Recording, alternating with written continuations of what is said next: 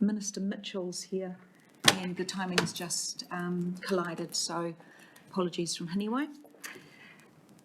We opened with our karakia this morning. We've had workshop time this morning, so we won't do that again, but I might ask Mr Paku, just acknowledging, knowing what's happening in Wairoa right now on our Cape Coast, if you might open with a few words for us. He me kia koutou I tai mai I nei rā. He tika he whakamihi ki te Wairoa tōpupu mātangi rau. I te wā I te rātou rahuraru, pānga ki tāwhiri mātia. Ka nui tā aroha ki a rātou. Te whakaro o te whānau whānui o te kaunihera a te matawa Māui. Me he noho ai rātou I te wai me ta moana, I roto o rātou taone, whenua hoki. He tika he pātai atu ki te atua, hia manaki, hia tiaki a rātou I tēnei wā. Nō reira, ka huri ki a koe, Madam Chair, tahari tonu a tātou hui. Kia ora, thank you. Housekeeping, yes, we are live streaming Council Facebook page and it's recorded later, so you'll be able to watch it on the YouTube channel. If there's an earthquake, let's hope we don't get 2 out of 3. Drop, cover and hold, please. If the shaking's long and strong, wait until the shaking subsides and then we leave through the nearest exits or out the front door. The hill is that way. Evacuation, if the alarm goes off, please evacuate again through your nearest exit and we meet on the grass on the corner there of Dalton Street.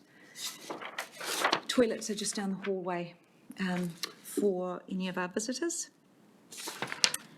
Thank you. Apologies from our chair, Hiniwai Ormsby, Councillor Lambert, Councillor Thompson and Councillor Williams. Any other apologies? Happy to move. Happy to move and happy to second. Thank you. We've got our public forum time now. Again, we don't have any speakers. Can I just remind councillors we've set aside that 20 minutes at the beginning of our council meeting where people from the community can come in and share for 5 minutes something related to the agenda or concerns, etc. So it's probably up to councillors to help push that out a little bit to our community that space is available. Just a question on that. When was that decided that we actually, did that just get slipped in or did we have discussion about that? We did, yeah. We had discussion, a meeting, and at one of the regional council meetings, some of us as chairs of committees made decisions that we were willing to trial that. So I did as EICC. We trialled that first in Central Hawke's Bay where we gave the community half an hour to come and speak. I don't think you were there. Probably. I was in Central Hawke's Bay, I was there, and I've been in Wairoa as well, where when we visit in a rohi, that we actually do open up and have the community able to speak to us. But I wasn't aware that we actually had discussed and agreed that we now actually would have this on the agenda. Just asking. Yes, in public forum time. Yes, we do. Yeah, thank you, Chair. Look, if it just for Councillor Van Beek's benefit, we introduced this as a trial, I think, until the rest of the year, and the context of it was just this openness of proceedings and just another way in response to the Privacy Commissioner and just general concerns. So it was an opening up in the same way as we've opened up our workshops. Quite true, and I might just ask Ms. Kell to Sure. add to that. Through you, Chair, and it has always been part of standing orders that we have a public forum. We just have Councillor Harding's right as response to the Ombudsman report. When we decided to go open by default for workshops, we said that we would put it on the agenda so that as a standing item so people knew about it. But it has always been in standing orders. It was more visible. Thank you. Thanks for the question. Call for minor items on the agenda. Yes, thank you, Chair. Matariki Fires, please. Thank you. Any conflicts of interest that anyone would like to declare? No. Thank you. I don't need to have conflicts. Oh, this one, please. Oh, well. Dangerous dams, please. Dangerous dams. Thank you. Can you move conflicts? I don't think we need to. Before I welcome our guests from Regional Economic Development Agency, I might just ask our Chief Executive to give us a quick high-level summary of what's going on in the region. Through you, Chair, and just an informal update to you, Council, around the events of the last 24 to 48 hours. So obviously been dealing with a significant low pressure system that has deepened as it has come off the coast of East Cape and Hawke's Bay. Overnight, we have seen more rainfall than predicted in the Wairoa catchment in particular. So the Wairoa River has risen and has caused flooding in the southern part of the Wairoa Township, particularly around Kopu Road and McLean's Road. The water hasn't entered the central business district. For a while this morning, the Wairoa District Council turned off power to the southern part of the township because they were concerned that the water would enter a substation. When I last spoke to Wairoa District Council, around 80 people had been evacuated and they were considering further evacuations. They've got 4 evacuation centres established. The water is now receding in Wairoa. I had a look at a graph just before I came down here, and the water level had dropped around 1 metre to 1.5 metres in the last few hours. We will need to keep a close eye on high tide later on this afternoon and this evening. But at the moment, whilst there's still a lot of water to come down the catchment, it is emptying out into the ocean. It's helped by the fact that ocean swells are now also dropping. So the region saw 3.5 metre plus swells affecting our coastline last night, which were well predicted. Those swells have had an effect on the second area. So, sorry, I just mentioned that Wairoa District Council is under a state of emergency. So that's a local state of emergency. And that enables them to enforce evacuations should they need to. The other place under a local state of emergency is the Haratonga ward of Hastings District. And Hastings District declared that at about 4:45 this morning. And that's the result of coastal erosion at Homewana that has seen water come into the lagoon area and across the road at Homewana. I understand that one house has had water in it, but the rest of the evacuations that have occurred down there have been precautionary in nature. The biggest piece of work going on now for Homewana will be immediate reinstatement of some of that shingle crest to prevent further inundation by the ocean. We do have another high tide again this evening, but the swell levels are dropping off significantly. And on its own, a high tide is not such a threat when it's combined with heavy swells. Around the rest, and that state of emergency is still in place. So those states of emergency will be reviewed by those 2 district councils regularly.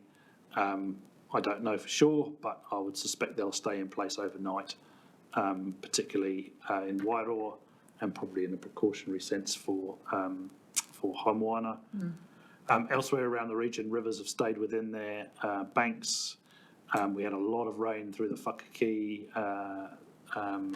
Nuhaka, Mahia area, but all the work that's been done on those drainage systems, those areas have stayed dry and the water's kept out of people's houses.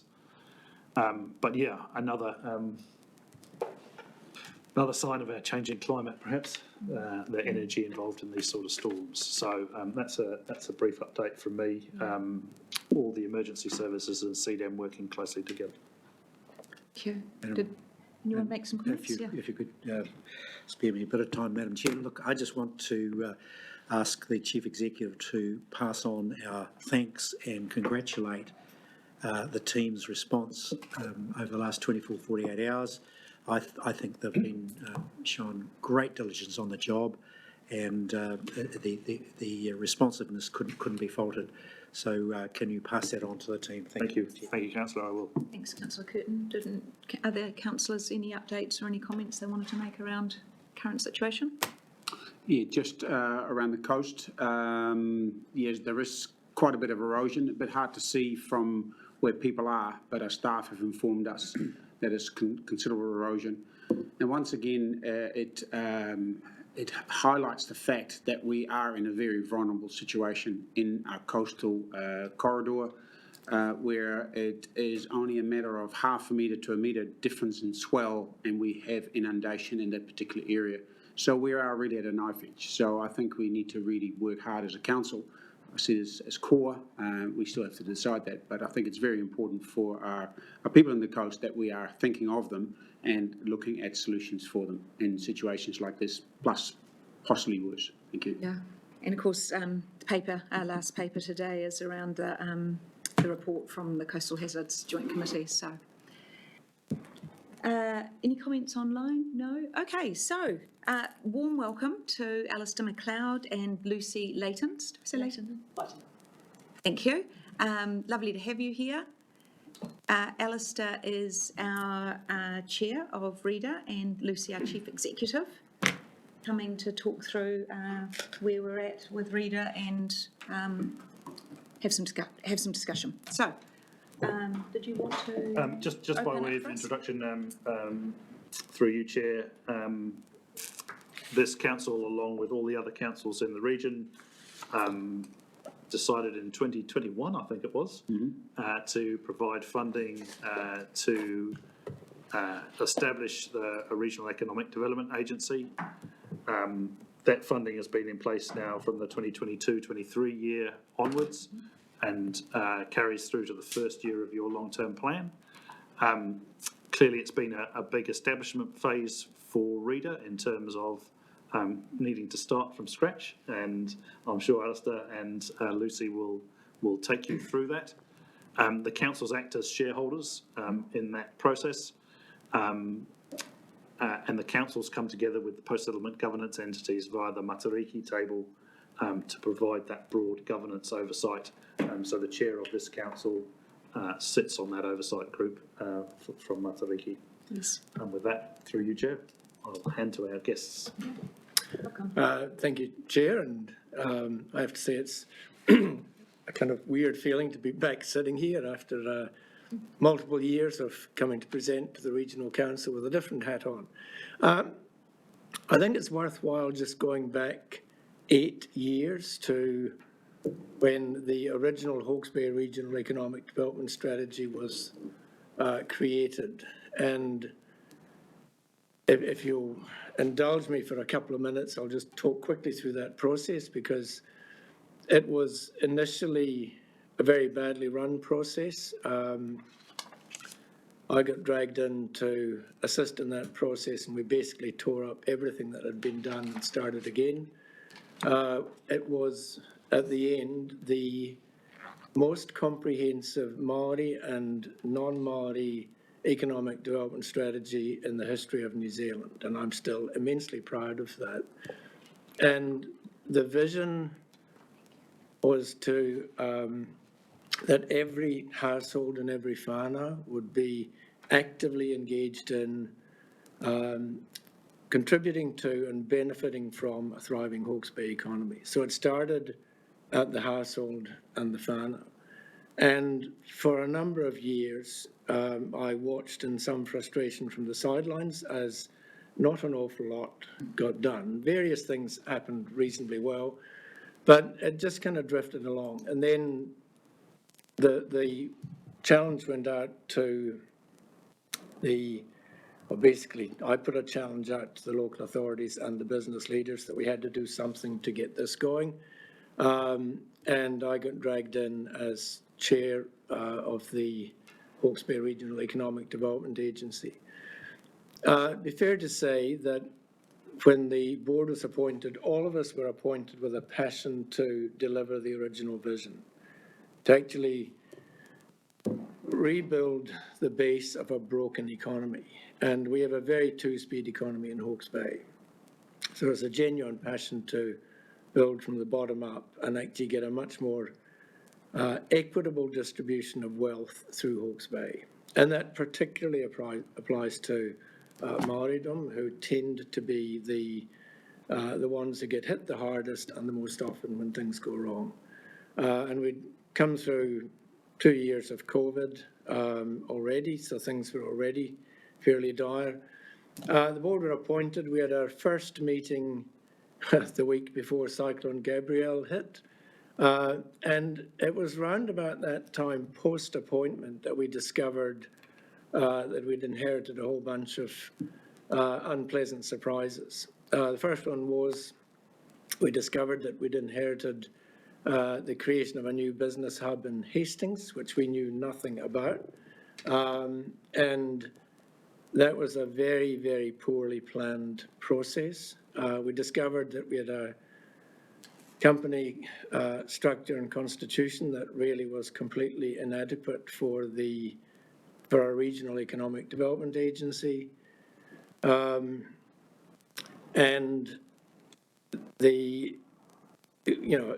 the cyclone hit and we were kind of all scrambling to see what we could do to help, putting aside all hats and everything else. It was just all hands to the pump, literally. And we had no organisation. We had nothing. We had one part-time contractor who gave us a hand. We finally got round to appointing Lucy in August last year. The company was constituted in September last year, and we finally got a charter signed off in February this year, at the same time as Te Rai was opened. Te Rai has taken an enormous amount of effort and funding to get going.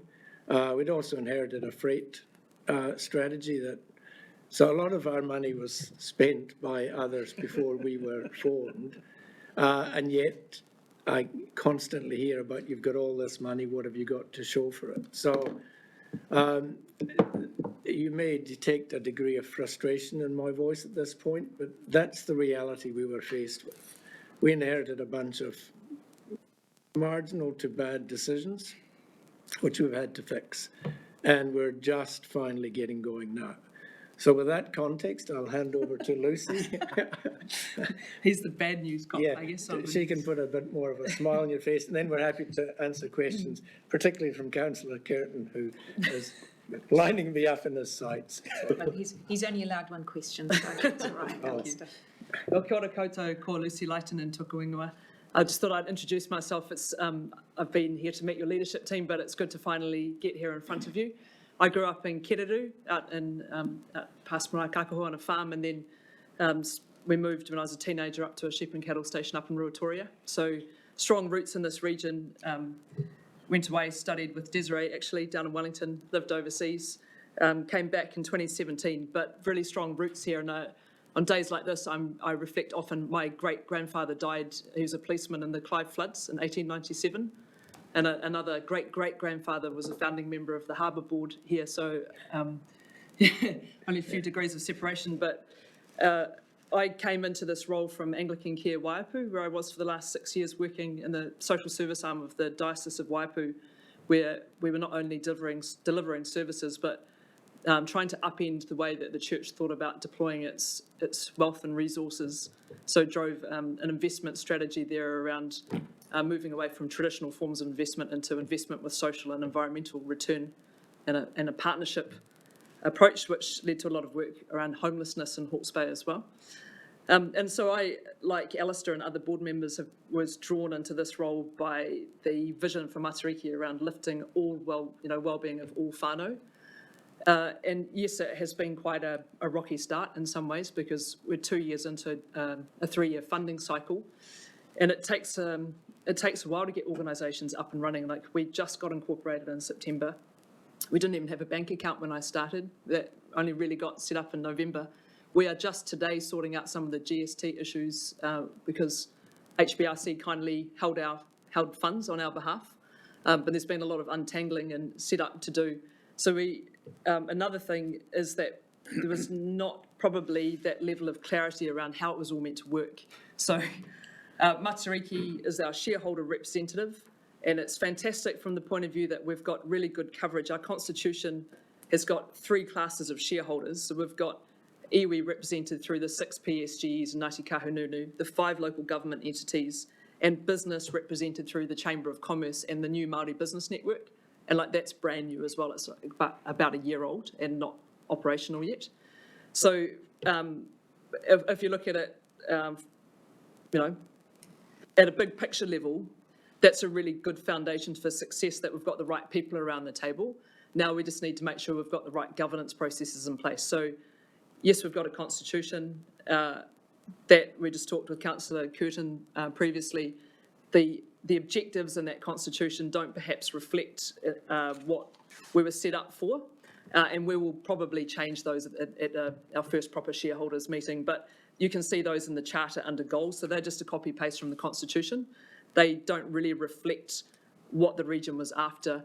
So a part of that story around the Matariki Regional Economic Development Strategy also involves the review of Business Hawke's Bay, which took place a couple of years back. So the council's funded Business Hawke's Bay, and from my understanding, and others in the room will have a much better understanding of this, Business Hawke's Bay had been set up really by business for business in response to what they, I guess, a frustration with councils in the region not being able to sustain an economic development agency over the long term. They got themselves in a situation where they weren't financially sustainable, and then inevitably it leads to a Section 17A review, and then it led to being defunded. But like Alistair said, the council's decided it would be great to keep a business hub and parts of what was working well. But it's like we've had to inherit some of the legacy of that while actually being a brand new startup. So where we want to position ourselves and where we are positioning ourselves is after, I guess, months of engagement with our stakeholders and shareholders, is to really play a role to look at that long-term big picture view of the economy. We don't feel that voice is particularly well heard at the Matariki or regional table. Who's looking out for ensuring that there's a joined up view across all of our investments, across all those key economic enablers like infrastructure, like water, like housing, and other areas. Economic development agencies can come in all different shapes and sizes. They have different focuses, they're set up in different ways, they have different funding levels, and you just really have to respond to the environment that we're in. So we have a limited budget, and we've got this really good shareholder setup. So we are just trying to make sure that we're listening to our shareholders and delivering what they want. So to do that, we asked our shareholders to deliver us a charter. So we helped them create a charter, and we set out some operating principles in that charter about the types of work that we would do. And that those operating principles, while they're very high level, they're really important for us because they set some parameters around particularly what we won't do. So being regional in nature, making sure that we're not committing to something that we can't actually deliver. We're not a statutory organisation. We don't have levers in the same way that local government has levers. We really, the best role that we can play is a connector, a facilitator, a critical friend, a thinker. And if we get down into and it may come in future years in the project implementation side of things, we feel that that's not the best value that we can give the region. So we got the shareholder charter signed off in February, and written into that was an idea of having a letter of expectation agreed with our shareholder representative. So we developed that letter of expectation and just had our first one signed off on Friday last week. The idea is that Matariki signs that off on behalf of all the different entities. So where we would like to get to is that each of those 14 shareholder entities has an internal process that they feed into that letter of expectations that comes from Matariki to us, and we respond back with a statement of intent in the same way that the port or the airport or others would. So we've had to design that governance infrastructure from scratch as well, which may look like from the outside that it's taking time, but we feel, and it is, but we feel that the only way for us to have really good, robust foundations and actually deliver on what you're wanting us to deliver on is to have real clarity of expectation about what you want from us and how we're going to deliver that back. So the letter of expectations is pretty detailed. It lays out what our roles are. We talk about finishing off our establishment activities over the next 6 months. And then we've described our ongoing responsibilities in this way. One, that we'll operate Te Rai, the new business hub. We don't feel that that's a really great use of our time, and I know that Nick's been really supportive around that, but it is what it is. It was given to us. It's taken up a lot of time, but I've got now a manager in place. It's all set up. We've got an online booking system. It will live its own life to some certain extent. And we've written in some targets and some measures so that you know you're getting value for money out of that. Again, it was not asked for. There was no business model provided to us. We've had to invent one. But it's being used and we're getting good feedback. So we'll try to do that as well as we can. The second part of our function is around that regional thought leadership. So being that voice of authority on the economy. So we're doing a couple of pieces of work at the moment to help position us well in that way. So one is we've just put out an RFP for an economic, well, actually wider than that, a data dashboard for the region. So we're going to be holding a contract with Dot Loves Data on behalf of the whole region, and there's going to be licenses provided to all of our shareholder entities. And that Community Compass dashboard will give you really, I don't know if you're familiar with this product, but you'll be able to go into the dashboard and go down to even suburb to suburb comparative level across a whole lot of measures around the economy and crime and other wellbeing statistics. So I'm just gathering those emails including from HBRC at the moment, and that will be provided in the next couple of days. So that will give us a really good view at a regional level of data. The other piece of work that we just had an RFP out for is a foundational piece of work on understanding the Hawke's Bay economy. So we've got Infometrics and Martin Jenkins about to start that piece of work. It's really comprehensive analysis, both quantitative and qualitative, of what's going on in the economy right now. What are the barriers to growth, challenges? What are the what industries are in flegeling? Where are we missing out? What are their investment requirements and so on? And that's a combination of quantitative and quite a large stakeholder engagement, like meeting with business and so on, to just give us a really good ground floor view of what the economy looks like. Leading from that will no doubt throw up some regional priorities, and it will also help READER to develop our work plan on the areas that we can actually make a difference on and support the region around its thinking. So that's going to be ready by about October, November. We also have been given the responsibility, this is another surprise to us, written into some council resolution somewhere, that in the third year of our funding, that 200,000 of it was meant to be sliced off to support the Matariki Secretariat. So we're providing funding the Matariki Secretariat. So I've just hired them a strategic advisor. We've got a board secretary, communications function, so that they can so get Matariki as well supported as possible. And then other things, sort of ad hoc, that would fall into our type of work. We funded a telecoms resilience piece of work, which is a contribution to the recovery.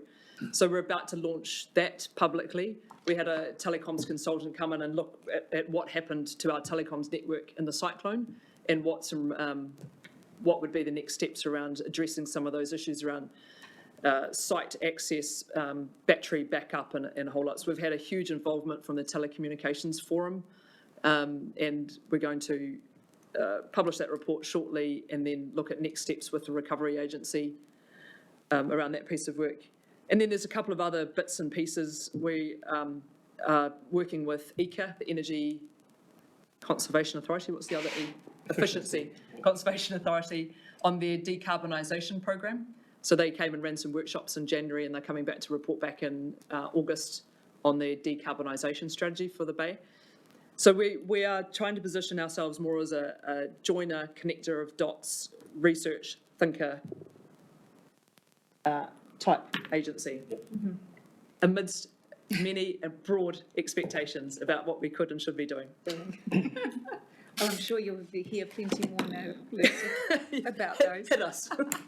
I'll open up for questions, but just for me to start off, when you talk about funding the telecom review, and it would be easy to say, are we all doubling up in lanes, but you're working in partnership with the RRA, and so that was a piece you picked up out of their work stream and fed back into them. Yeah, So and it there's was something that close we could do alignments. quite quickly because that was, I think we'd only just incorporated when we actually were able to commission John Brewer to do that work. So we had some funding available. We had, and it was something that was on their plan and they were very keen. So we've been very connected with them during that process. So we've got dovetailing going on rather than overlapping. Okay.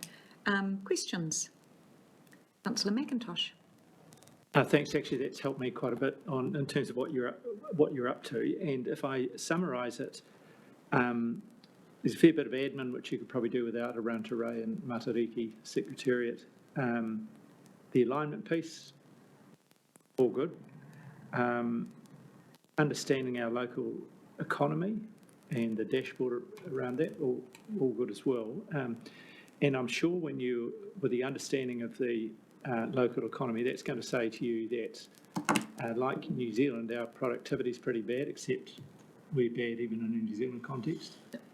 And so the way out of that is to do what you're good at, focus on your competitive advantage. And what I'm a bit scared about is that, well, not scared about, I'm just interested in view, we sort of get to that stage and say, okay, well, we've got to do better productivity-wise, and here's some areas we can do it in, because that's what we're good at. But what sort of things are you doing then to try and facilitate that? To an extent, we're going to have to wait till we get the data before we form any view, because part of the frustration with economic development, and in fact with many things right across New Zealand, is this habit of lunging into a solution before you've fully quantified the challenge. So the reason we're starting with data is to get a really solid base. One other observation I'd make is that we are, as a region, a food and fibre region, we're a sunshine and rain economy.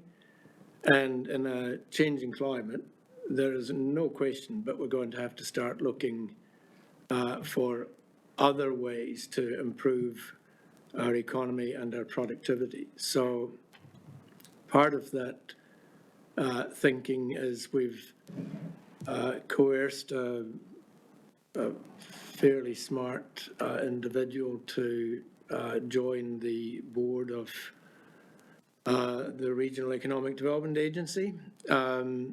And given this is a public forum, I'm not going to say his name because I haven't quite finished telling him yet. Not public yet, right? But the Go ahead. what's that? Sounds a hymn. Yeah, it's a hymn, yeah. There are a few hymns around. But it was almost a preemptive strike against going narrowly down one path. But as I say, we're going to get the data, we'll look at that, and then we'll look for what levers we can pull. But we are a connector, a facilitator, and occasionally a provoker, rather than someone who will actually go and pull the levers ourselves. Does that make sense? Yeah. I think also there's going to, like, if we think we think very much about economic development broadly, not about economic growth. So think about economic development has an end goal of lifting well-being for all. And so you look at what are those big enablers? They're usually around infrastructure, housing, education, workforce development. So I think what will come out of this study will say, some of it we will know already, that our workforce is not prepared for future changes in technology. Like we've already got problems finding workforce for our horticulture industry at the moment. So as we shift, potentially due to climate change and other shifts away from our reliance on horticulture, what does that mean for the types of industries that are going to replace it? If it's more on the tech side of things, how do we prepare our workforce for that? Then there's really practical things you can do around that, like with EIT and MSD and workforce development, for example. When it comes to infrastructure, we know even from the development of the freight strategy or the work that's happening post-cyclone, if we can't get our produce from farm gate to the port or to the airport, in some cases up the road, then we're going to hamper our ability to develop the economy. So we'll be looking at I think where we come from is a very macro view of the economy and thinking about what are the levers that are actually going to make a real difference, and less probably in what you might hear about from more traditional economic development agencies, which is often trying to pick winner industries and entice them into the region, and let's get goat milk going, or let's grow almonds in Central Hawke's Bay. We think that business takes care of that side of it itself. We're definitely more interested around that bigger picture view of, as a region, how do we position ourselves? We're only 3% of GDP in New Zealand. We have particularly low productivity. I think 85% of businesses in Hawke's Bay are SMEs of 5 employees or less. So we're already up against the wall in terms of even comparatively in New Zealand. And like Alistair said, we're very dependent on that sunshine and rain economy. So how do we shift when you know better than everyone? Like we just recently read your water report, actually, about what the shifts are going to look like in the future. How do we prepare ourselves? And that takes like that long-term thinking. And I think if the region is not going to engage in that long-term thinking, we're going to really catch ourselves short very soon. Interesting. Councillor Harding? Kia ora, Chair. I have got more than one question. Let's have one each and look Yep, at the time. no, that's fine. Come back This if one we've might got be a time. three-parter. Oh, But yeah. just to explain, this is the first time that we've had an opportunity to hear from a new organisation and there's quite important structural things to understand. And then there's the more context setting of the activities and how they dovetail in with other activities in Hawke's Bay. So my first set of questions, and I'll try and be succinct, is a structural questions. So understand that the shareholding of the organisation is, well, the listed, sorry, the registered company is HB Reader Limited, correct? Paper says it's intended to have equal shareholdings between iwi hapu, local government and business. So my first question is, who is Hugh Charles Kettle and why does he own 33% of the company, and how does that make sense, please? I can answer that one quickly. Yeah. So the PSGEs and Ngāti Kahungunu, their grouping is represented by a group called Te Kāhui Ohanga, which looks after economic matters. They are not yet set up as an entity, they're planning to. So in the meantime, Hugh Charles Kettle, who's a lawyer from Wellington, is holding shares on their behalf. Right, okay, so the supplementary to that is who are Tamatoa Maui Hawke's Bay Trustees Limited, who have 16.67%. So that's the new Māori Business Network. So that's chaired by Tanya Eden, and it has Tora Waka and Mana Hazel as board members. And they had a grant last year to do some work to start setting up, but they haven't yet operationalised their business model. Okay. So that the business side of it is 50% Māori Business Networks and 50% Hawke's Bay Chamber of Commerce. Yeah, thank you. That's right, yeah. If I can carry on with these boilerplate questions. These two are linked, and it's around the financial and other reporting, and thank you very much, both of you, for coming here today and starting that journey. I note that there's no requirement or there's not proposed to be an audit, and just need to check on how that relates. So there's a comment in the paper that the reporting aligns with local government requirements. So just wanted to check. This is possibly a staff question about whether the lack of audit is actually aligns with our local government reporting requirements. Yeah, so I can actually answer that. We would be very surprised if our shareholders didn't ask us for an audit. They haven't yet. We've put it on the table. We had an extraordinary shareholders meeting on the 23rd of February, and we didn't get any feedback as to an audit, but we are actually proceeding on the basis that we would and should have an audit. We are a council organisation, and the shareholdings are equal, but the funding entities at the moment are the local government entities. And so I just delivered a funding agreement draft last night to to the Deputy CE at Hastings, who has promised to take a really good look at that on behalf of all the councils and then share it with his counterparts. We weren't able to give a funding agreement till we had the letter of expectation signed off. And we had to spend quite a lot of time developing that funding agreement to manage our accounting and tax implications of being set up as a for-profit company. So again, it's these unintended consequences that when things are done in a rush or for whatever reason, we now have a tax liability issue, which nobody wants in a local government setting. So that may require us to come back to you. We're just doing a little bit more work on this to potentially manage, to keep our pre-incorporation costs on your books rather than ours. So we'll feed back through Nick at some point around that. So there will be a funding agreement, even though it's part of it's retrospective, with us and you.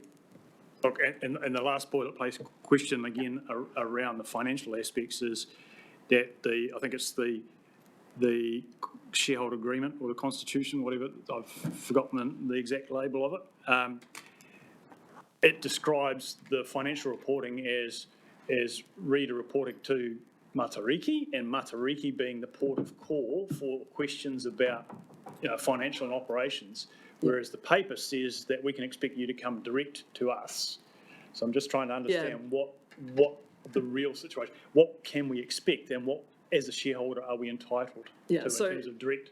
So we lay it out in more detail in the letter of expectation. So what we've said is that we'll report to Matariki formally on a 6-monthly basis with narrative and financial reports, and it's Matariki's role to disseminate those to the councils, but we will make ourselves available to come and speak with you about our activities whenever you want us to, and it's kind of up to the councils to put in place what would be really helpful for us to say, we'd love to see you twice a year, or quarterly, or whatever it is, so that we can give you a verbal update. What we wanted to avoid the situation where we had multiple reporting lines and multiple KPIs, because the draft funding agreement that we inherited had a whole different set of KPIs to other agreements. So we thought if we had just one letter of expectations, or in future, a statement of intent to standardise with how other organisations do it, and that would be annexed to a funding agreement, and we would report through to Matariki, but we would show up and talk to you whenever you want us to talk to. Thank you. Kia ora, welcome, Tanya Hopmans. I've seen Susie pop up online. Susie, did you want to make a comment? Is that one? Yeah, through you, today's chair. Thank you. I just want to highlight that Reader had a paper presented to this council in June 2023. I'm just trying to confirm whether or not actually at the time, given the cyclone, that meeting was cancelled or not. But there was certainly an update given to this council on the budget, on the funding expectation, and where those costs were going to be spent. And as part of the initial agreement, Reader was to provide council CEs with a financial statement position every 6 months. Now, granted, everything that these two have just spoken about, that may not have happened in more of a timely basis. We've missed that sort of second 6-monthly update from them. But just by way of background, this is actually the second time these guys have introduced where they were going to spend money and what their budget was. Thank you. While we have you online, Susie, I did have a question at the end. The funding arrangements, 3 years, we're just coming up to 1st of July will be the beginning of year 3. So what's the ongoing budget commitments? We're hoping you're going to get your wallets out today. So, yeah, Susie, we've been assured that it's in long-term plans for everybody. Yes, that's what I'm asking Susie. So in our long-term plan that we've just signed off, has this been picked up for the next 3 years, or? I am aware that it's in the first year, and I need to double check on those out years. Out years. Okay, thank you.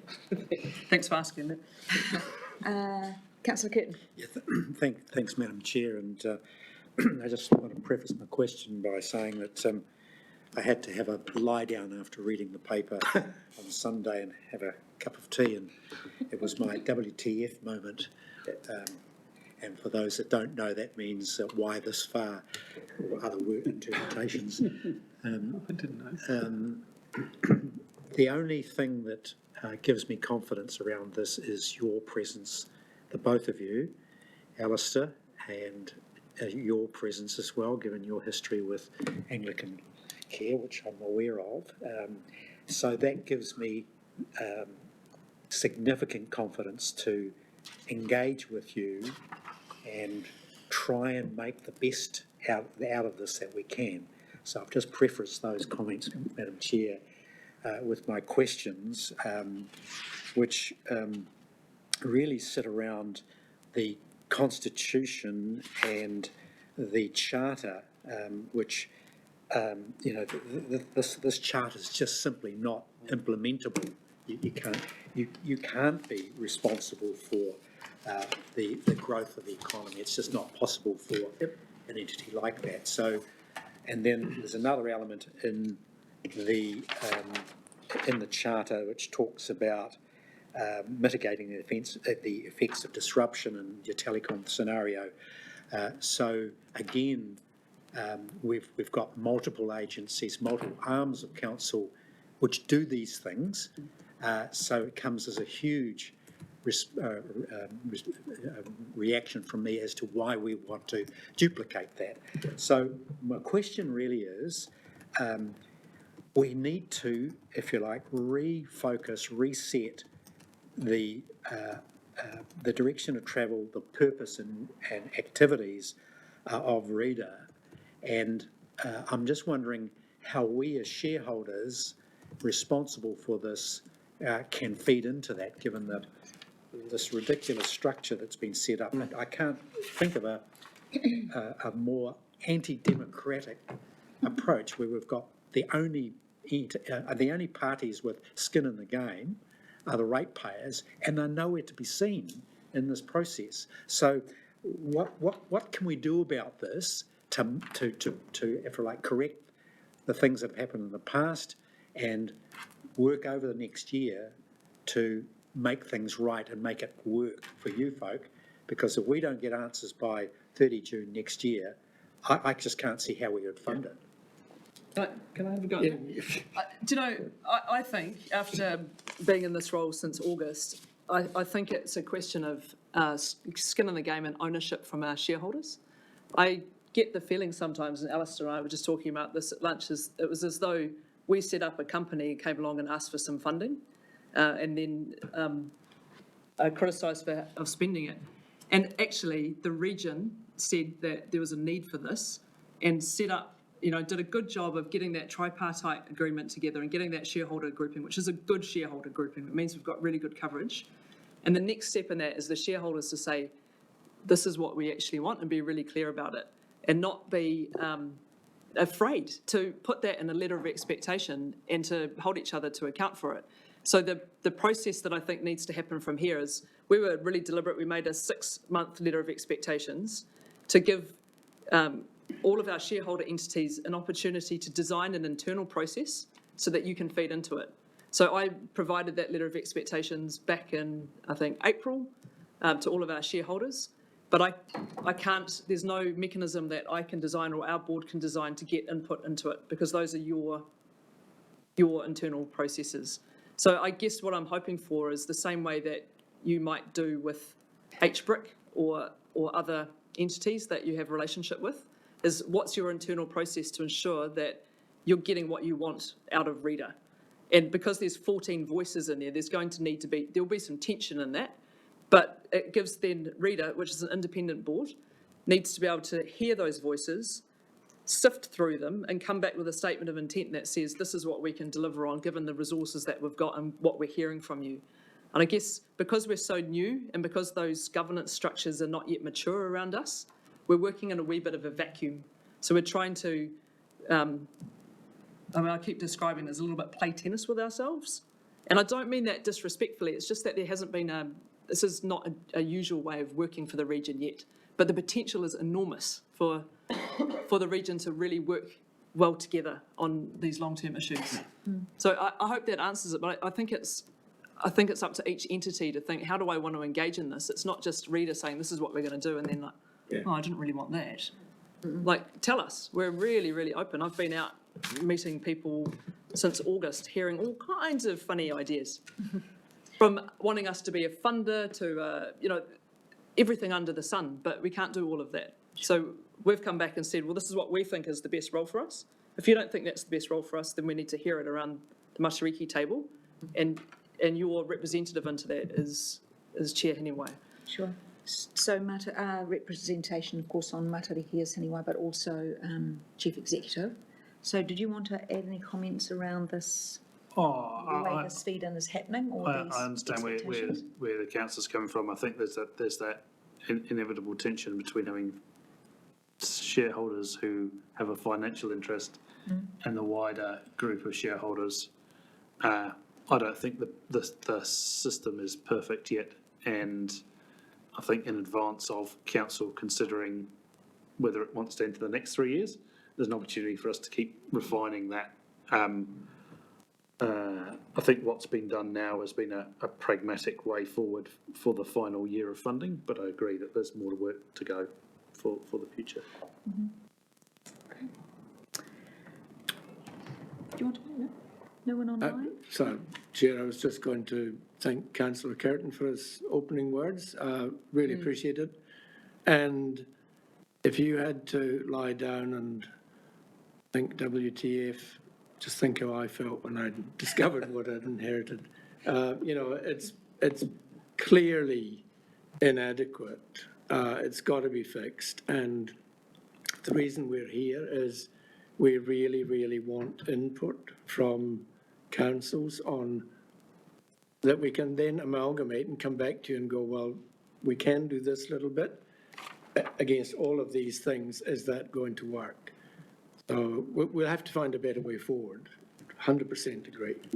So Alistair, it'd be fair to say that you have capability, but it's really the capacity, I suppose, was probably the question, is making sure your workload meets the capacity of the entity. And that what we do, either directly or indirectly, leads to a more equitable distribution of wealth in Hawke's Bay. Ko te kāinga, ko te whānau, te pūtaki. That's how the vision started. Thank you. And actually, Councillor Foley had his hand up, so we might just go there before we wind up. Oh, thanks, Chair. Yeah, thank you, Alistair and Lucy, for all those comments.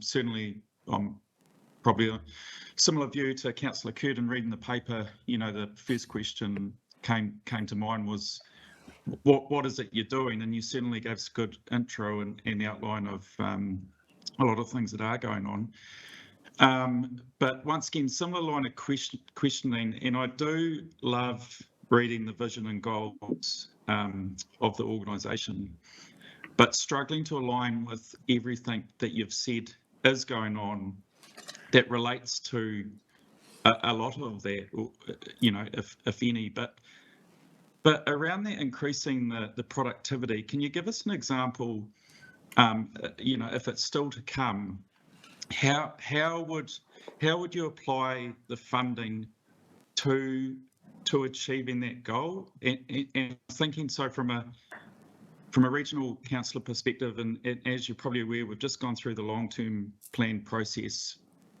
you know, trying to work out our priorities and stuff. And the Hawke's Bay Future Farming Trust is another entity set up from the regional council. And to me, that, while no outcome's guaranteed, it definitely is in the space of, in your words, you know, research and development, technology and innovation, and with outcomes being very much, you know, core business around this table. But yeah, how would you apply funds in achieving that particular goal? I'll just preface Alistair's erudite answer, which is just coming, that the constitution that, if Alistair was surprised when he took on his role, I was certainly surprised. The constitution laid out these goals that are copy-pasted into the charter, and we are strongly of the view that they don't reflect the purpose of READER, and that's what I mentioned earlier. I think that they should be updated at a future shareholders meeting. So there was never the intention for, I mean, the review of Business Hawke's Bay and the setup of READER particularly said keep well away from small and medium enterprise development capability development. That's firmly in the court of the Chamber of Commerce and other organisations like them.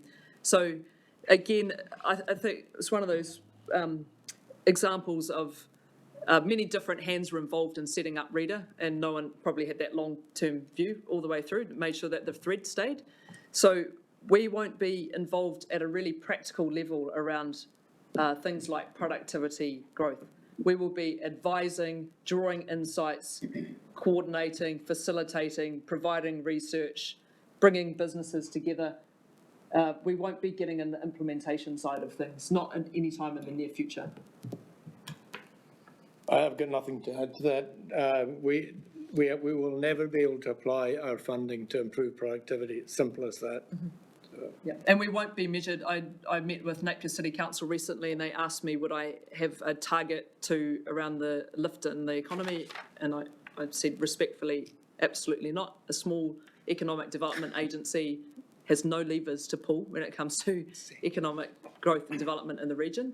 but you can measure us, and we've put measures, and they're just very, start-up measures around how you can measure our performance and our letter of expectations around, there's a number of measures in there, but it doesn't make any sense to be looking at us changing the performance of the economy. We don't have those levers.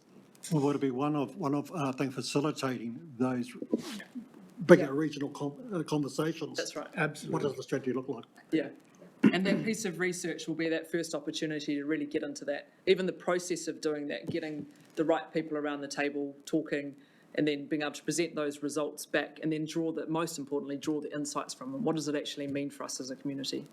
We all kind of have different ideas about what we think this economy looks like and what it should look like, but we'll have an independent view of that. We may challenge it, but at least we're going to have something to chew over. Councillor Harding, did you want to? Yes. Your second question, yes. Yep. Okay. Chair, this is Ask more it. the sort of broader question. So, Alistair, you've described Hawke's Bay Reader as something of a dumping ground for projects. Would placing an RTO, a regional tourism organisation, on you add to that trend? Oh, should we take a vote on it? Thank you. With the funding. I quite liked you up until now. You don't need to answer that. Look, I just want to make an observation kind of obliquely dealing to that issue. The first thing is that, if a giraffe was a horse designed by a committee, we feel a bit like that at the moment as reader. But the reality is that if we set ourselves up as a traditional economic development agency, we will fail. Almost all traditional economic development agencies struggle and eventually fail. So Because they don't get funded well and they don't have regional buy-in and clarity of expectations. yeah, and because they try and do the wrong things, or they become a dumping ground. So part of our attempt to be completely different was to hire someone as a chief executive who'd never been in an economic development agency in her life. And I'm immensely proud of having got Lucy to be our chief executive. And I genuinely do believe that we will end up with a very different and hopefully a better outcome for Hawke's Bay, but particularly for the disadvantaged of Hawke's Bay. And final comment, just going back to 8 years ago when we ran Wānanga all around the region, I was genuinely stunned at the level of creativity that came out and the degree of optimism and just business smarts that came out of those sessions in Wairoa and over in Hastings. If I had a spare $1 million at the time, I reckon I could have got really rich investing in some of these ideas. So we have to find a way to harness pockets of that, because we have amazing businesses in Hawke's Bay, and with my chair of the judges of Exporter of the Year Hawke's Bay on, every year we find businesses that are amazing that nobody knows about. So we need to find a way of creating an environment where more of those, particularly Māori-led ones, can go out there and take on the world. And we do have to get some diversification, but we can do it through connecting, challenging, facilitating, providing the quality advice based on data, not by trying to pull levers ourselves. Through you, Chair, I think it's always going to be a hard sell to ratepayers because Kiwis like doing stuff. They like to see buildings being built and projects underway. And it's perhaps a bit countercultural to be thinking that we take this very strong role in being in that thinking space. So I think the region needs to decide whether there's value in that and want to hold the course on it, because it needs a long-term view.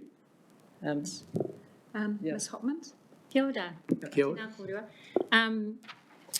I know that on Sunday, Waikato's Economic Development Agency, Te Waka, is closing. Yeah. And I was just going back and looking at an article that said it's decided to cease operations due to a lack of collective regional commitment and inadequate resource. I know Maunga Hararu Tangatu Trust supports having reader. We want to make sure that it does work well in the best interests of the region, which I'm sure it will do given time. But I did wonder whether an analysis of what hasn't worked for others has been done so that we can perhaps learn from their learnings before something like this happens, that a lack of coordination or whatever means that you don't succeed. Because if you succeed, we're succeeding. So that's, I just wondered if some analysis had been done, for example, talking with those in Waikato about why it didn't work. Through you, Chair, no formal report or analysis, but I've spent quite a lot of time talking to other EDAs around the region, talking to people like, this morning I caught up with Brad Olsen from Infometrics, who's got a really good handle on EDAs. And the ones that are successful are generally, and I know Nick's had experience with CEDAM, is it CEDA? Not CEDAM. Accelerate 25.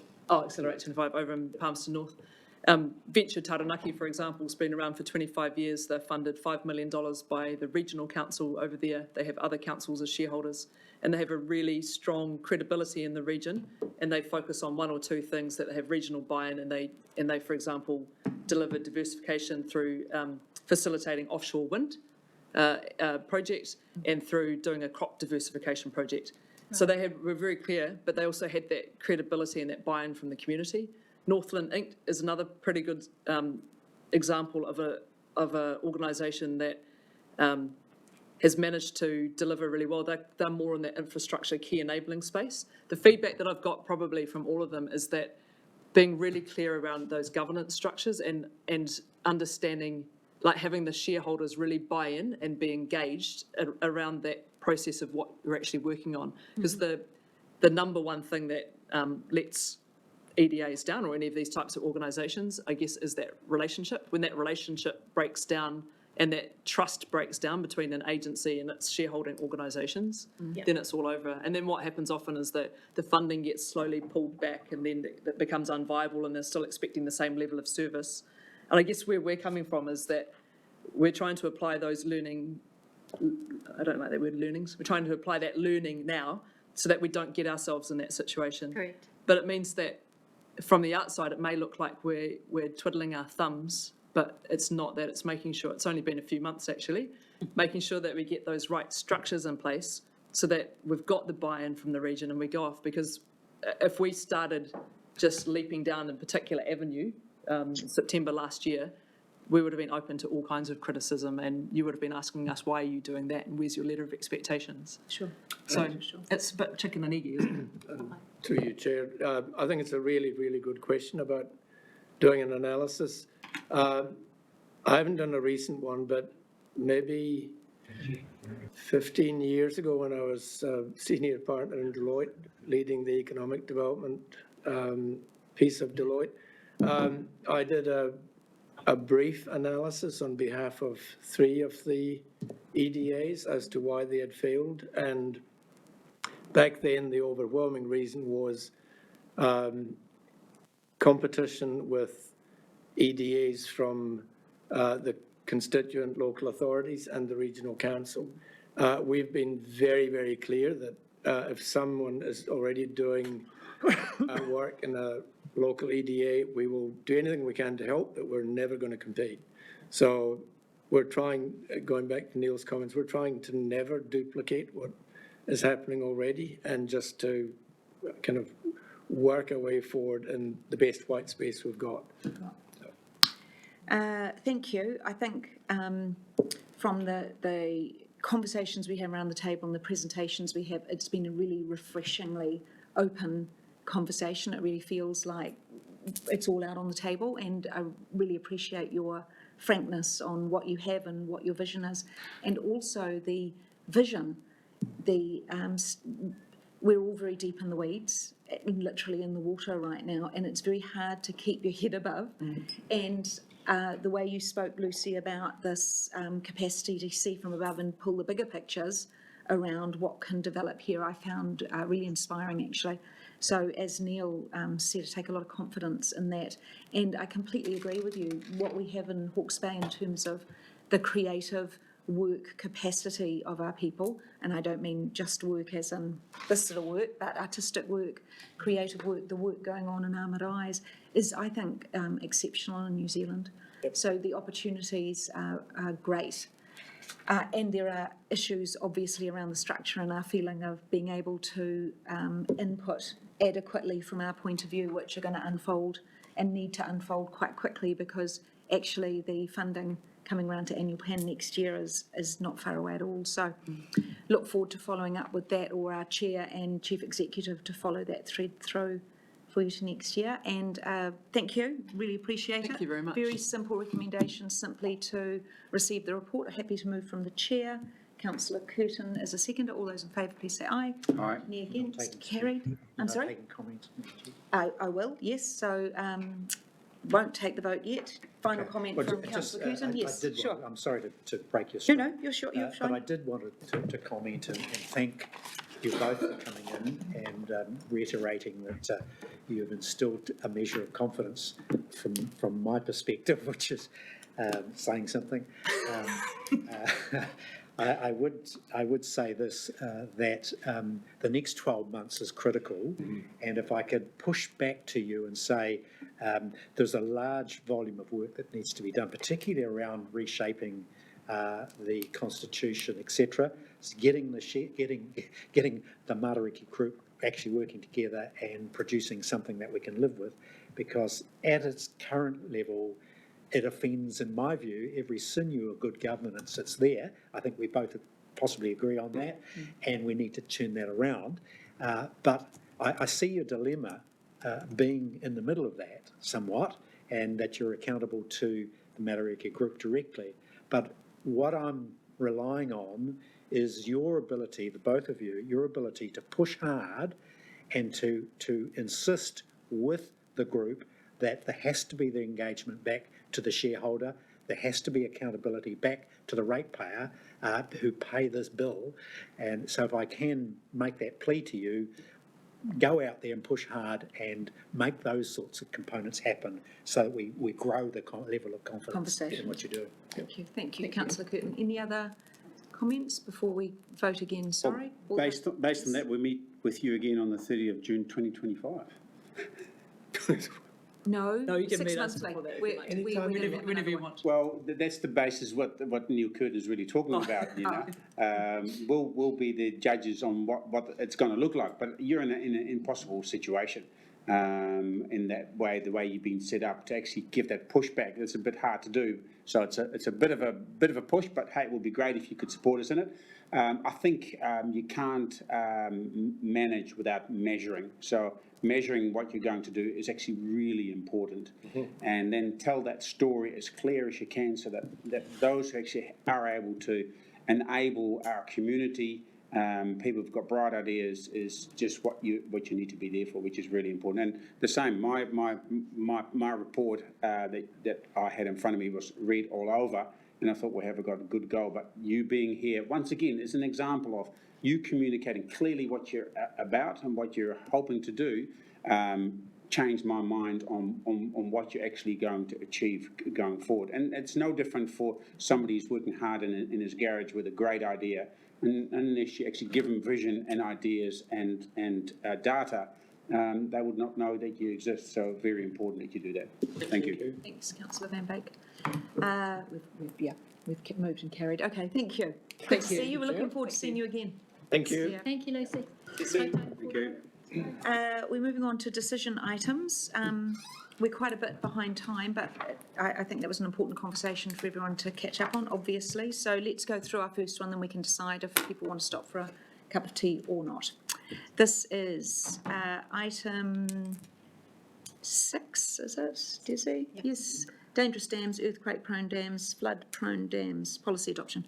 Nick, is the team coming up, or are you going to open this up? I think through you, Chair, Saul and Katrina possibly. No, Great. Saul, Council is going to come and join Saul's you at the table. So just a reminder, we did go through this at EICC, and it's coming back now for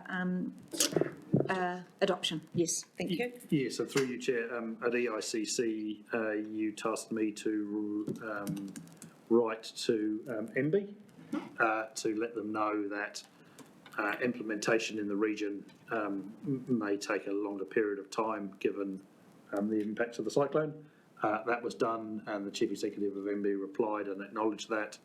At the same time, as I'm sure Saul will explain, MB changed the criteria, so far fewer dams are now included under this policy than had been anticipated, and I think quite a few of them are owned by utilities or councils anyway. So I'll hand over to Saul. Thanks, Saul.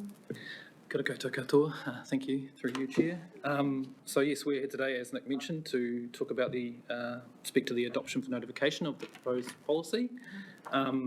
I'll take the paper as read. However, I'd like to note just a couple of things, although Nick's already touched on some of those. I think the last time we met, which was in March, and we discussed this, it was noted by a few councillors that we didn't reflect in the policy the specific heights and volumes of what a classifiable dam is, and I sort of tried to mention that we knew that there was the concurrent consultation going on with MBE, so we didn't really want to.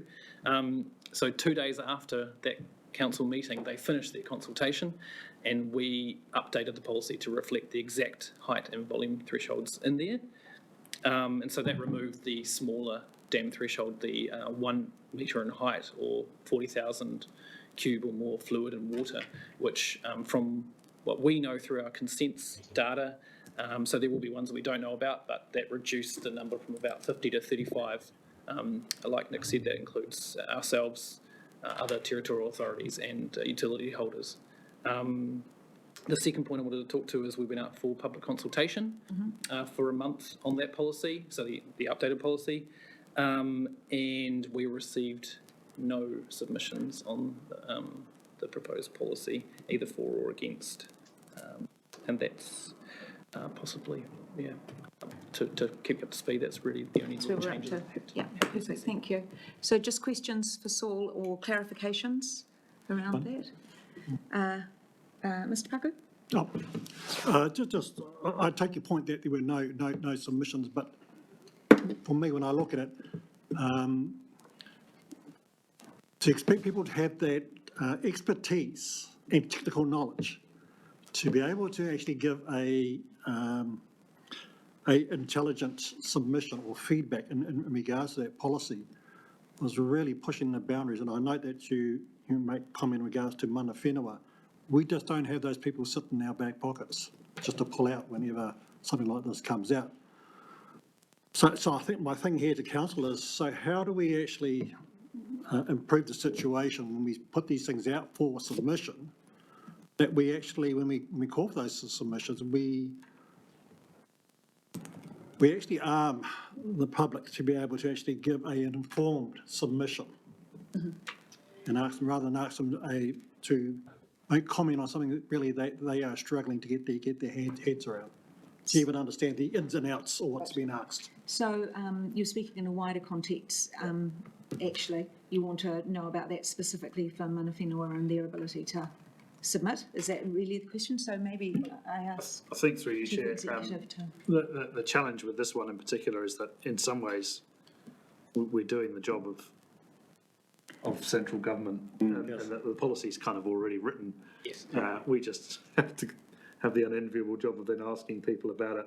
Yep. And for the majority of people, I would agree that this is, the only really people that this impacts are those 35 or so dams around the region. The majority of those dam owners already knew that this was a requirement and are already getting ready to do it. So I take the point. I think if it was a council consultation of policy we were developing, have a different style to it. Right, okay, everything. I was, Councillor Harding next. Kia ora, Chair. And just through you, thank you, Saul. Just a question around the consultation and acknowledge that we didn't receive any submissions. One of our concerns around that, the question of the thresholds and the impact, was sort of the uncertainty for farm dams, that kind of thing, and that was another imposition on farmers or a concern.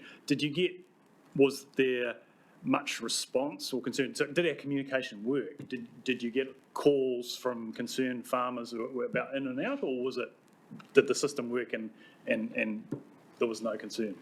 So, through you, Chair, pre-public consultation, we actually sent out notification letters to dam owners or perhaps farmers if they were found on farm. We actually sent out 2 letters to inform them of the regulations, of the consultation that MB were currently undertaking at that time. And so we were basically saying, hold fire, because we were also unsure. And then we sent another letter out saying, we're going to be going out for consultation. These are now the set thresholds. Should you be of concern, this is a way that you can participate. And no, we didn't receive any feedback that I'm aware of.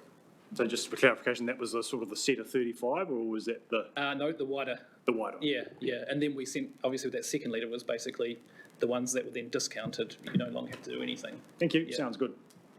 That just answered my question, Chair. Councillor Van Beek? Yeah, just a point of clarification, and I got it wrong myself. It's actually up 4 metres and above, and 20 cubic metres of volume or more. So there's a lot of dams that are very close to that mark, and that's done on purpose because it already required a consent to have anything more. So I've seen dams that everybody says, oh, that's a 3.9 dam. No, it ain't. But that's what you get. So, and I can see why this is necessary, and I agree with Nick that we are more or less ticking the box because that's what we're required to do. So it's maybe not a question for you, but it's more for Nick, is when this happens to us as a council, where we have farmers out there that are really struggling right now with what we've been through in the last couple of years, and to put this regulation in annually, can we not create bylaws outside what MBIE actually puts to us in light of the situation we're in? I've asked this question before, and I don't really have a good feel that we actually are able to push back and give good reason, as our submitters do when we ask them for information. We certainly push back to government quite frequently on things that they decide to impose on councils at often without covering the cost. Mm-hmm. And a lot of what we've had to do over the recent years has been sent down to us by central government. So we are most powerful when we do that as a combined regional sector through Te Ora Kahika, and we will do that. The pragmatism for us comes in terms of how we then go through the process of enforcing the regulations. I think Katrina's team would talk to that in terms of education first, as a kind of a principle. So through you, Chair, this is through the Building Act. There is no bylaw option to opt out. We have to apply the legislation, just like everybody else has to apply the building legislation. What we are doing through Councillor Foley and a number of other landowners with dams is trying to organise a group session where they can come together to engage consultants combined to reduce cost. So we're going to try and facilitate that for landowners. But ultimately we need to apply the legislation just like any other pieces of legislation we get given by central government. Okay. Councillor Foley? Thanks, Chair. Just responding to some of that and the C's comment about the submissions, and it is the policy set by central government. When it was set, the new regulations in 2022, obviously there would have been a lead up to that. Did we as a council submit to this specifically? Through you, Chair, the development of the dam regulations have been going on for almost in advance of 10 years. Was it? 2015, I think it was. 2015 was when central government started the review of the dam safety regulations. There's been a ton of engagement by TLA, landowner, regional councils throughout that 10-year period. So this is not ultimately shouldn't be a surprise to anyone. And we've engaged the whole way through. I don't know whether a submission was made in 2015, but certainly we've engaged where and however we can. Through the process, thank you. Councillor Rodley? Thank you, Chair, and good afternoon, everyone. Katrina, I just noticed on the policy near the bottom when it's talking about the dam safety assurance program, and there's a line in there that says, in the situation where a dam is dangerous, the council may, amongst other actions, erect a hoarding and fence, blah, blah, blah, blah, and there's a couple of bullet points that follow up. If we are in a position where we are going and erecting a fence around, or hoardings around a dangerous dam, assumably it's a large dam, who picks up the cost of that? Is it the council or the dam owner? Under the Building Act and through the regulations, I believe we will be able to charge the landowner. Happy with that, Councillor Rodley? I am. Excellent, thank you. Any other questions or clarifications? Yeah, one quick question, because it's right out there. A dangerous dam in light of the environment. Give us a picture of what that looks like. Through you, Chair, I cannot because I am not an engineer, but I'll be relying on engineers to provide us that advice. Because it could mean all sorts. Like there could be a protected tree in its path, and the engineer says, "Well, that's a protected tree in this environment. Therefore, this dam is actually dangerous." Although it may not actually have a human, because it may be right in the hinterland. You know, I just give that as a stupid example. I will rely on engineers' advice rather than make up my own mind. Yeah, but what is environment? Again, I'd have to defer to the engineers who... Can't answer the question. I'm not an engineer. Okay. I think there'd be a million permutations of that, exactly. of those scenarios. No more questions. Do I have a mover and a seconder to these recommendations? Would you like me to remind you of the recommendations? No? You're happy to move, Councillor Harding? Is there a seconder? Councillor McIntosh? So we are receiving the policy, agreeing that they're not significant under our significance and engagement policy, and we're adopting the policy on dangerous dams, earthquake-prone dams and flood-prone dams for notification. Have a mover and a seconder. Would you like to speak, Councillor Harding? Very briefly, thanks to the staff, thanks Saul in particular for all the work you've done on that, and look, grateful that the timing that we dealt with this in the end up with the best result possible, and no, not needlessly impacting a large number of people. Thank you. Yes, I'm pleased it's not impacting many people because it's a big fat pain that many of them could do without at the moment. Work of the devil, Madam Chair. It's the work of the devil. No, yes, comment, yes, Councillor Foley? Waste of people's time, waste of people's money. Okay. And I was just commenting on the helpfulness of this topic. of the comment. Right, we have a mover and a second. All those in favour, please say aye. Aye. Any against? Yes, Councillor Foley against. That's carried. Thank you.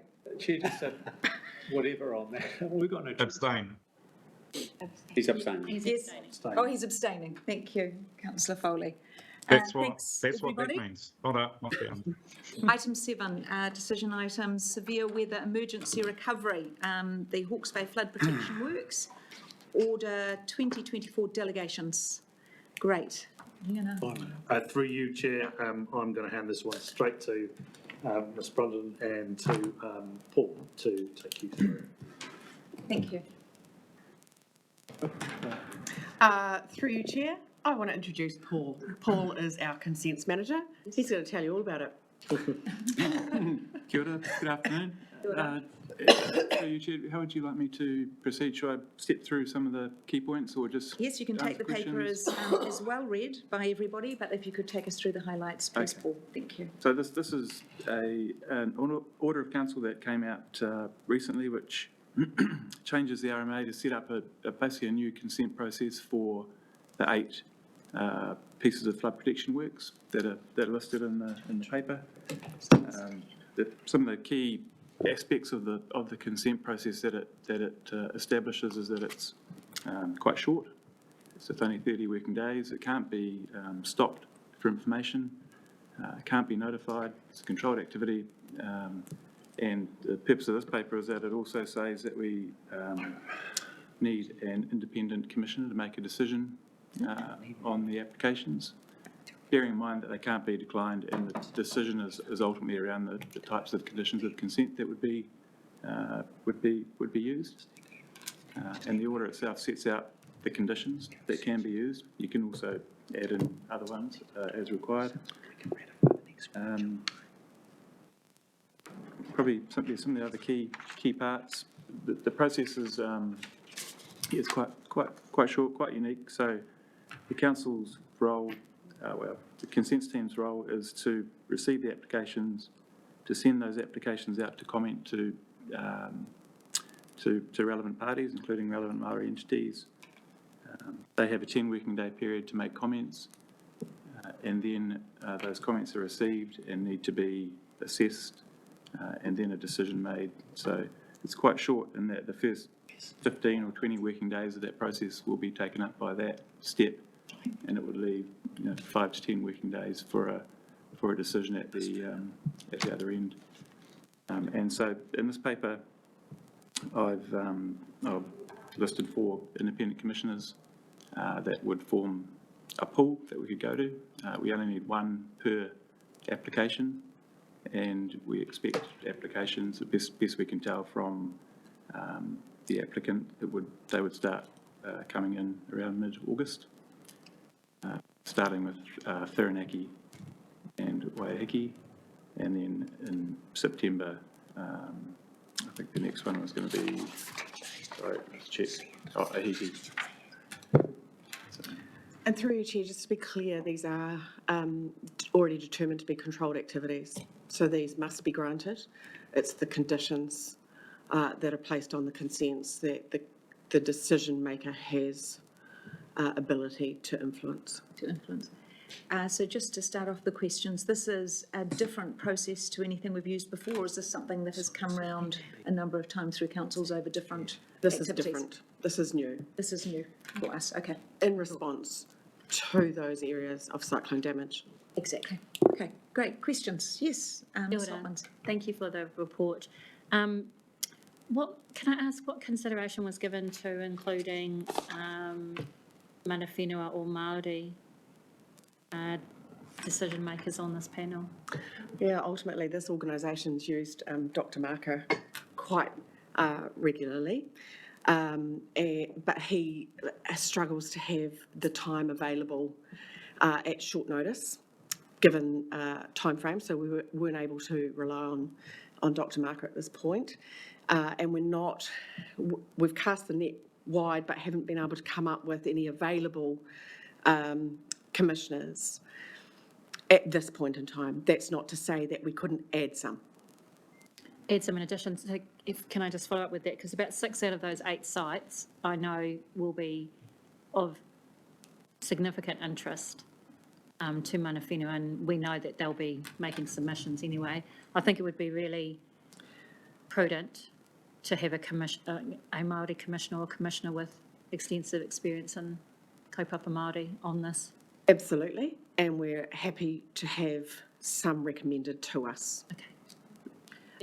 As I understand it, we have looked extensively, as you say, not just cast, we have been out and shoulder tapped and have not been able to secure any, is that correct? Simply due to the time frames and the pressures that the process places, and the ability to be on call. So we need commissioners on call, ready and willing to accept an application, and they have to be able to sit alone. So they are a single member panel only, or a single decision maker. So they need to have experience writing decisions, and they will have essentially 10 days to write their decision once they've got the feedback from mana whenua and the community. And through you, Madam Chair, and also it's jointly, so they need to make the decision on the district council and the regional council consents. But happy to take recommendations. and we can bring those back to council to get delegations put in place. Can I just check, did this go through the hearings committee that we have? Through you, Chair, we no longer have a hearings committee. Oh, okay. I think there's some, we could add to the recommendations here around that if we need to, but we'll circle back to that at the end if that's all right with you. Other questions? Look, just a general question about any checks and balances for the community outside of this process. I suspect the answer's either zero or some complicated legal one, but just for members of the public who may be concerned about a very streamlined process and a limited set of controlled conditions, and just understand that context, the wider political or legal context that it's sitting.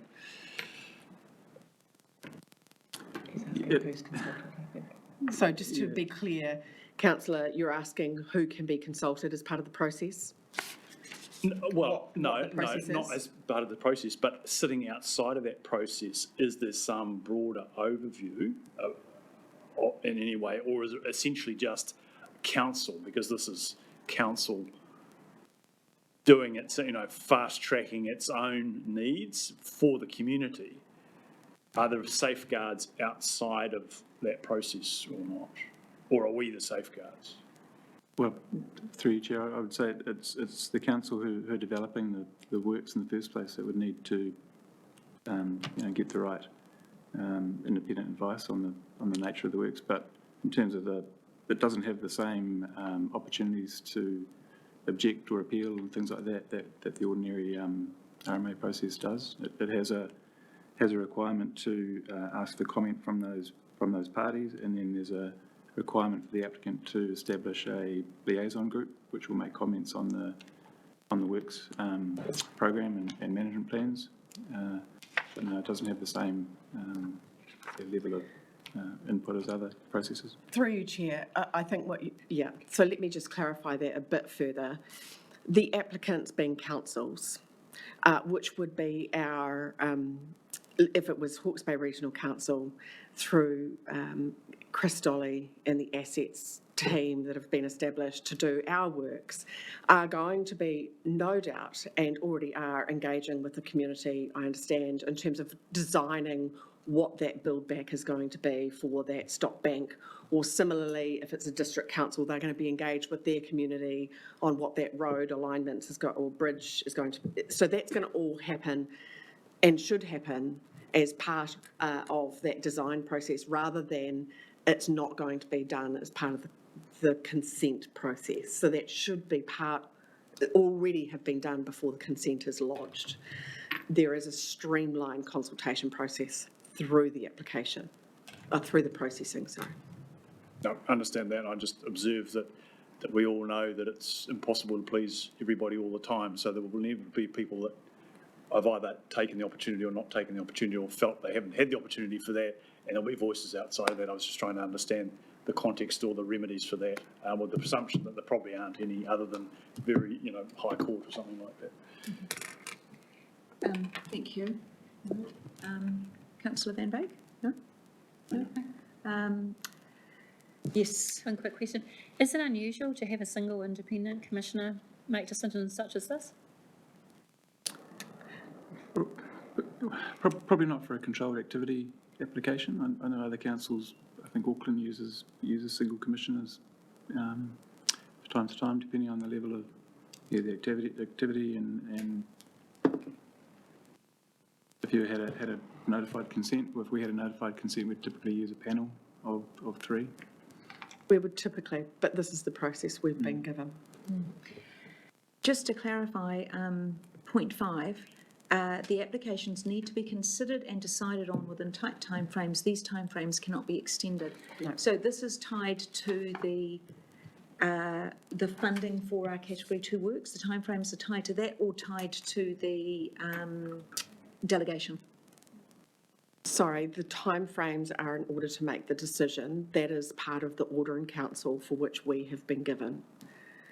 So for processing. So For processing once the consent. application comes in and is accepted for processing, we've got a 30 working day period, and it can't. The normal consent process can be stopped for further information, but this one can't. Just to pick up then on Ms Hopman's comments, and we know there's practical reasons for this to be, practical reasons as to why we don't have any Māori commissioners there. If we wish to add them, or if some became available, would we need some changes to the recommendations to say that you could add those, or would you simply come back and ask us at that point? We can come back, I think, is the appropriate process here, given that we need to have agreement with the district councils as well. Ms Hopmans, are you? I'm just thinking of the With that timing. approach? So we've got another hui in July when it can come back. So Yes. that's the timing. We need to do it So in we July. could have a paper for you in July, adding more commissioners, absolutely. Great, thank you. Become available. Okay, thank you. No more questions or clarifications? Okay. Do I have a mover for these recommendations? Happy to move, Councillor Curtin. Councillor Van Beek, happy to second.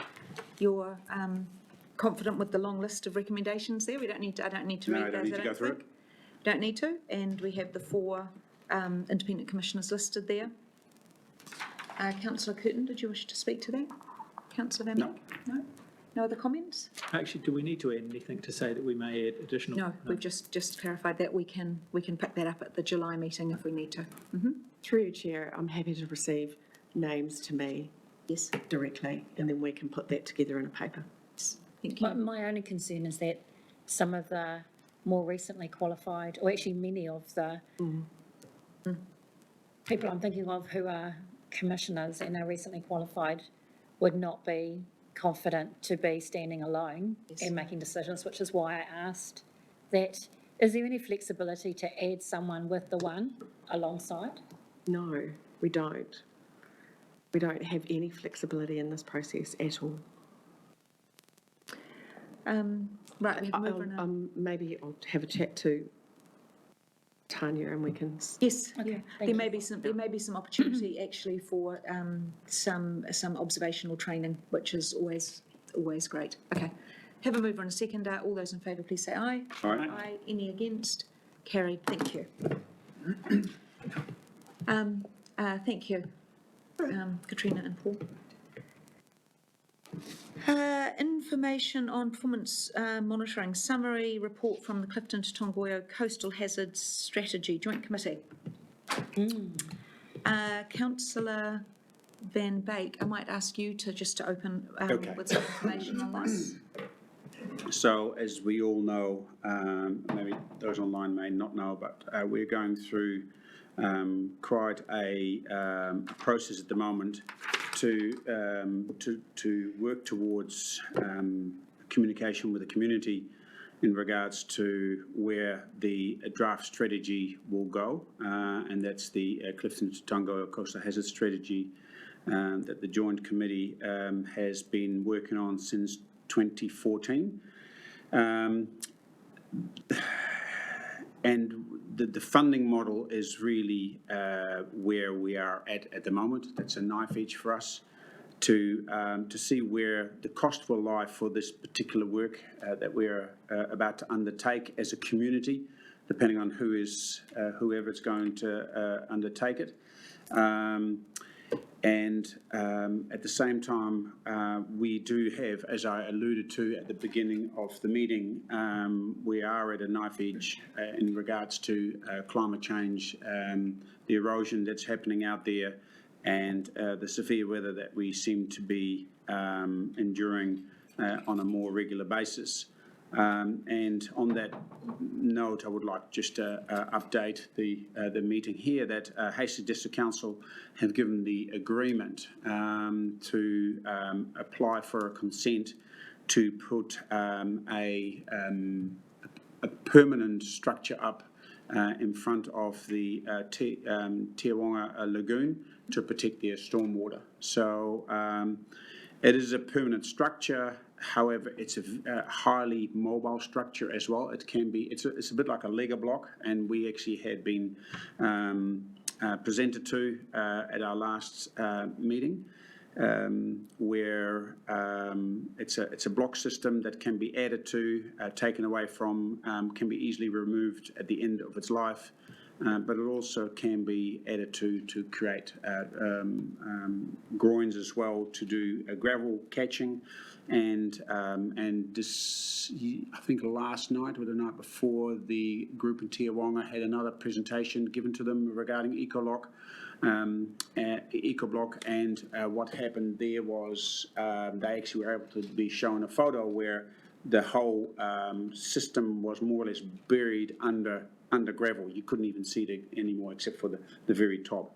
And that's what happens with this particular protection system, which is great in a way that Hastings District Council is actually willing to go ahead with that to protect their own infrastructure, which will actually give us a little bit of a suck and see, a bit of a pilot and see where we keep going from.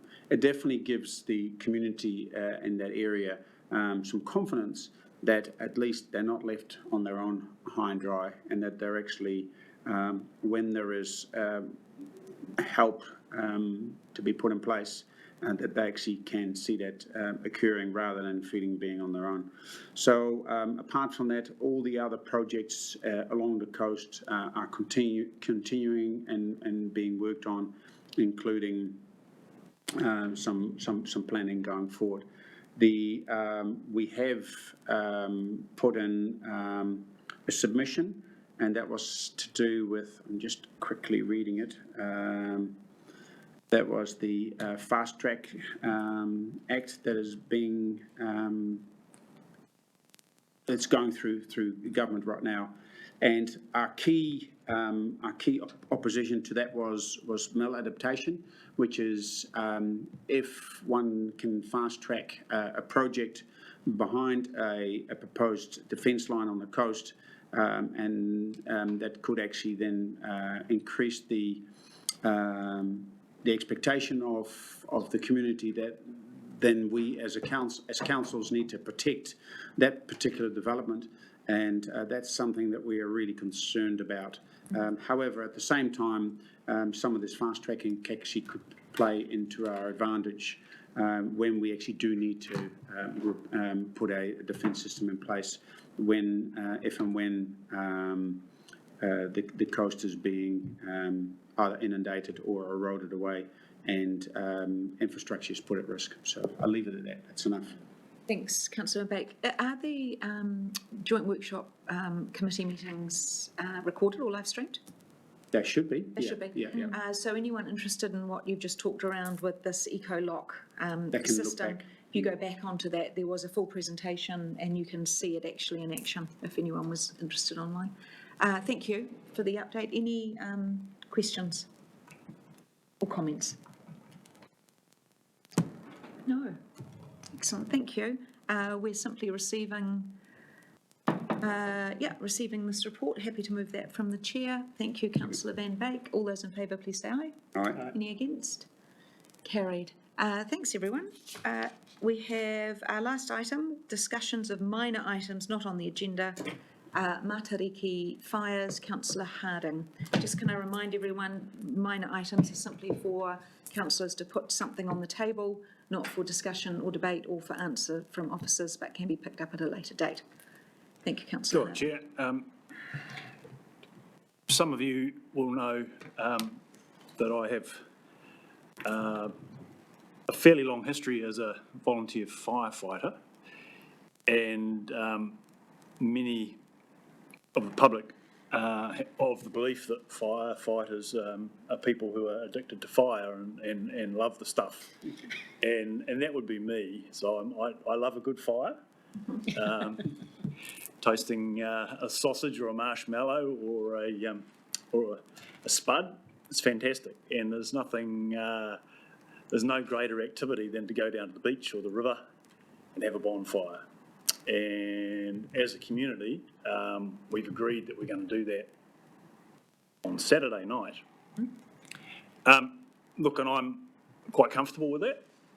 I think it's good, but it has been brought to my attention by an environmental professional that there are some specific hazards, particularly around beach driftwood fires.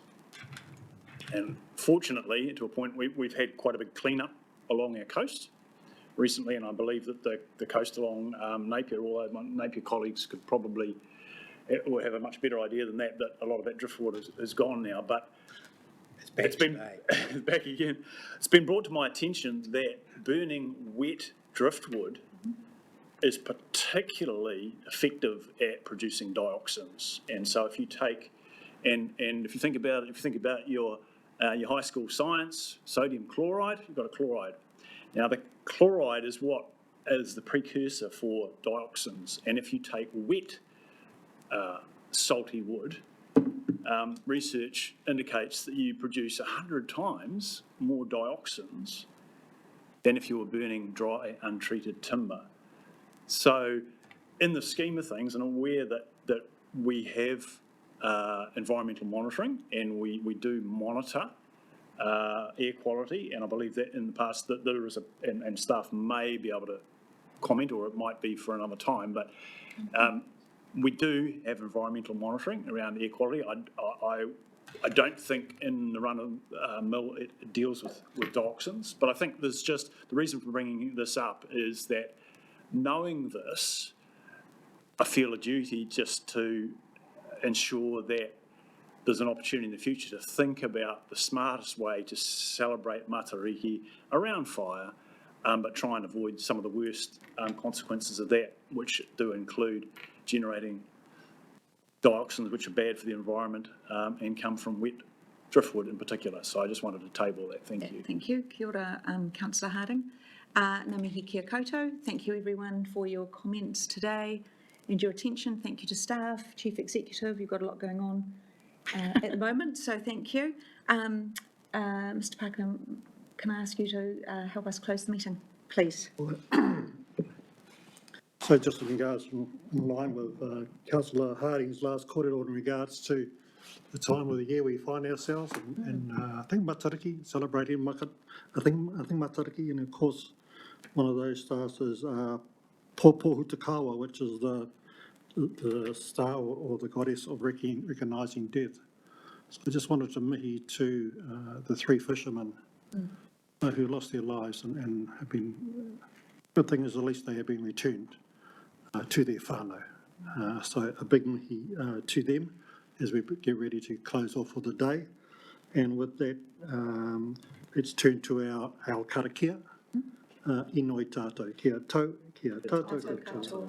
Te ata whai a tō tātou ara ki ai hu karaiti. Me te awa o te atua. Me te whiwhinatahitanga ki tō wairua tapu. Ake, ake. Amen. Tihei Matariki. Kia ora. Thank you. Thanks everyone.